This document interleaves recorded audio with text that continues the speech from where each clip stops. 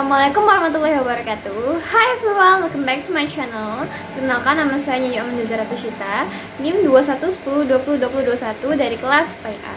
Hari ini kita akan membahas tentang manfaat media belajar dan juga sumber belajar. So, let's get started. Jadi sebelum masuk ke materi inti, kita harus mengetahui dulu nih pengertian dari media pembelajaran. Jadi media pembelajaran itu adalah sebuah sarana atau alat yang membantu dalam menyampaikan informasi, baik berupa pesan atau informasi yang berasal dari halayak ramai untuk mencapai tujuan, biasanya dari komunikator kepada komunikat.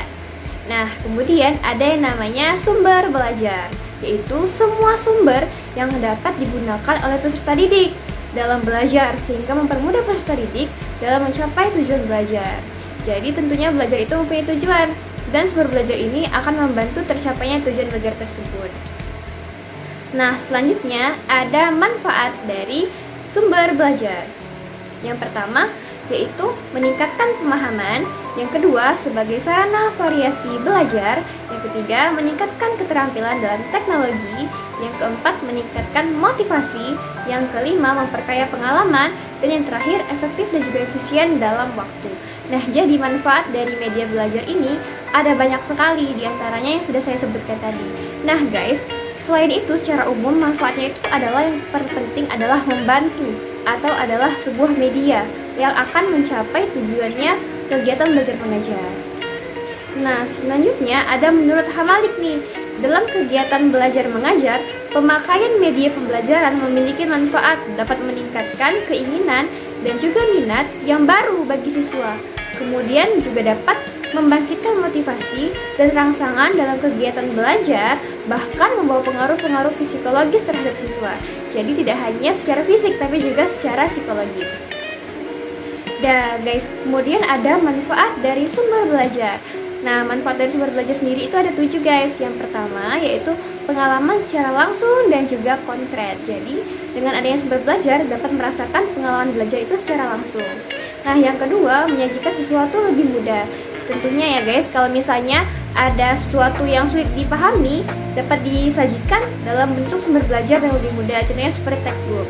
Selanjutnya, menambah dan juga memperluas cakrawala di dalam kelas. Jadi, tidak hanya terpaku dalam objek-objek yang ada di dalam kelas, tapi juga dapat menambah dan juga memperluas wawasan siswa dan juga guru pastinya. Kemudian yang keempat adalah informasi akurat dan terbaru. Jadi, sumber belajar ini akan bersifat valid karena informasi yang kita dapatkan adalah informasi yang terbaru, up to date, dan juga dapat diketahui kebenarannya. Jadi, contohnya nih, dalam sebuah buku pelajaran itu terdapat 34 provinsi di Indonesia. Nah, itu sudah sesuai dengan aturan atau informasi terbaru. Selanjutnya yaitu memecahkan masalah dalam pendidikan. Nah, tentunya dalam kegiatan belajar mengajar sendiri itu mempunyai masalah-masalah yang tidak ada habisnya.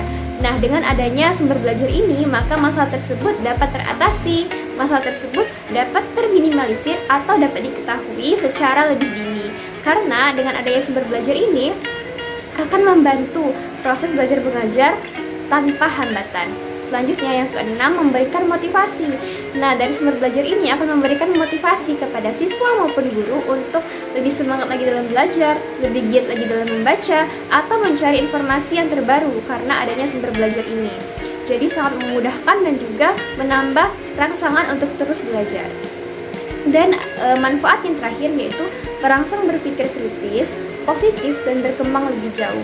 Nah, jadi siswa dapat berpikir lebih kritis. Contohnya, ketika dia menggunakan sumber belajar dengan video ataupun hal-hal yang memotivasi, maka dia akan mampu berpikir kritis ke depannya atau memikirkan isu-isu terbaru. Kemudian, dia akan lebih berpikir positif dan juga berkembang lebih jauh. Kenapa? Karena hal ini akan menambah wawasan si peserta didik tadi agar positive vibes dan juga selalu berpikir ke depan.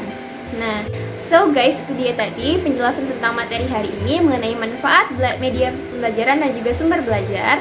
Jangan lupa like, comment, dan subscribe. Dan juga jangan lupa untuk kita terus semangat belajar karena pendidikan adalah hal yang nomor 1. Bye!